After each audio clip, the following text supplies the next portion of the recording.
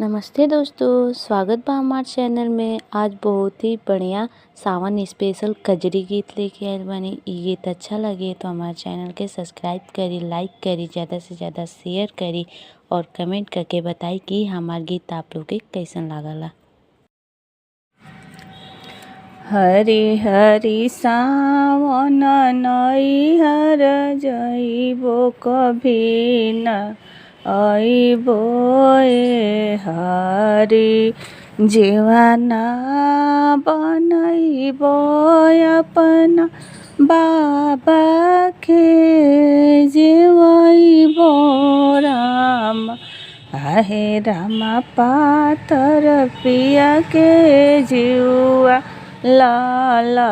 चइबो ए हरि हरि हरि सावन नैहर जइबो कभी न अइबो ए हरि जीवना बनइबो अपना चाचा के जीवइबो राम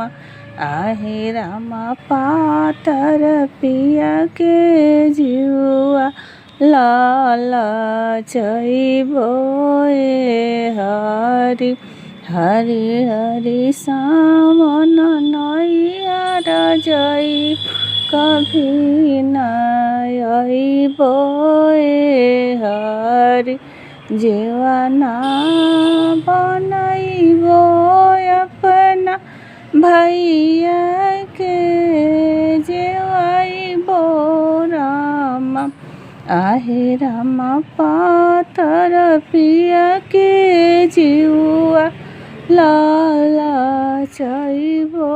ए हरि हरि हरि सावन नैहर जइबो कभी न अइबो